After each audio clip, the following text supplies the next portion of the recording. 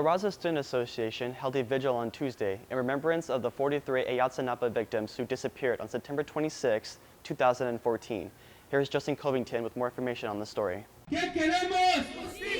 California State University Long Beach students chant, "They want justice."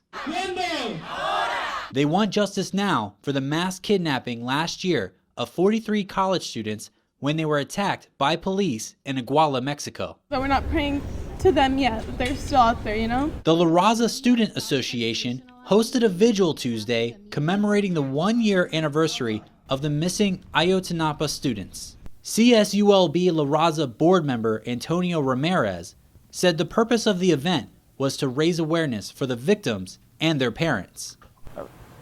Our main priority is the message of solidarity with these parents and the pursuit of justice for these 43 missing students.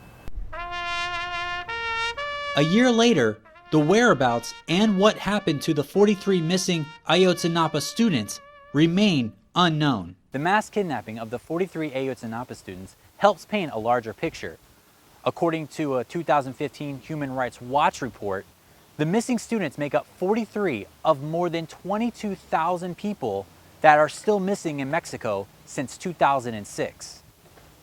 A lot of us can't necessarily go back without the fear of being kidnapped. CSULB student Carla Camacho has been protesting the Mexican government since the Ayotzinapa kidnappings. She says it's safer to protest and make a difference in the U.S. than in Mexico. Something that a lot of students in Mexico probably wouldn't be able to do without getting death threats constantly. CSULB Associate Professor of Chicano and Latino Studies, Antonia Garcia Orozco, says it's important to keep international pressure on the investigation of the missing students. Going until answers are given, and these may be heart-wrenching answers that are finally disseminated, but they need to be disseminated. Student activists took matters in their own hands to keep the conversation going about government corruption in Mexico. Justin Covington for the Daily 49er. California State University's School of Art program features new artists every week starting on Monday in buildings 2 through 4. Here's Michelle Siebert with this week's feature. Hi, I'm Michelle Siebert, and I'm here at the Fine Arts Building where there are new exhibits every week. Alice Andrini's subject of her art is the garden, and her goal is to create an ambiguous space. She puts soldiers to rupture the space and create a conflict within the space of the garden. She was inspired to include soldiers because her mom excavated marbles and toy soldiers from her garden when she dug for bulbs. Alice shares about the garden's inspiration. She was sick one summer, and I went to visit her and to help her tend her garden because she couldn't work in it. And so after that, I thought the garden would just be a great space to explore. Laura Lopez's art has liminal spaces of shadows in which the human body and interconnectivity are explored.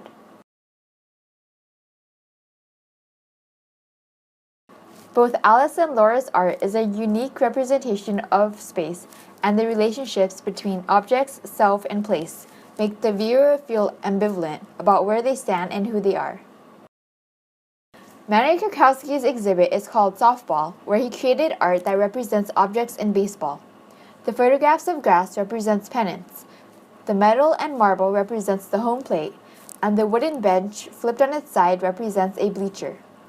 He shared how he became interested in the architecture surrounding the game of baseball and was inspired to create these objects. And it started with a trip that I took to Western Utah, where I did a performance of playing baseball on the salt flats. I'm Michelle Siebert. This is 49er News.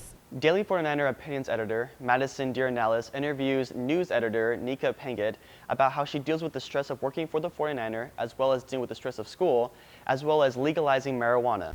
All right, welcome to Car Opinions. This is Madison Diornalis. I'm the opinions editor at the Daily 49er, and I'm here with my first guest, Nika Penget, who is the news editor for the Daily 49er. Let's get started. Thanks for having me, Madison. Yeah, you're welcome. Hopefully I keep you safe while we drive around campus. I think we'll survive. Yeah, hopefully.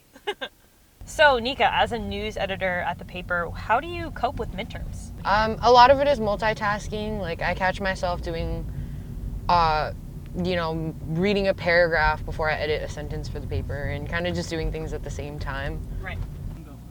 So Long Beach is going to move forward with making weed dispensaries legal. What do you think about that?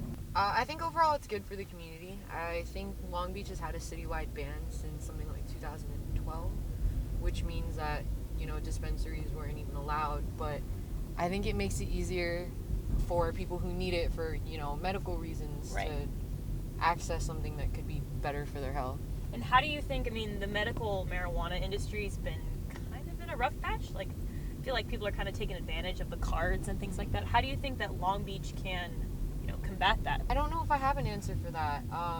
I think that it's something that people will abuse, the same way that they abuse prescription drugs and anything. So I think as long as it's, considered something medical, people are going to find a way around it. Right.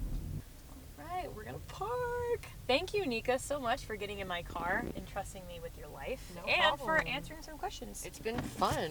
Yeah. All right, have a good rest of your day. You too, Madison. Thanks. Once again, I'm Michael Laris with the Daily 49er, and remember to join us next Monday with the Daily 49er Weekly News Show.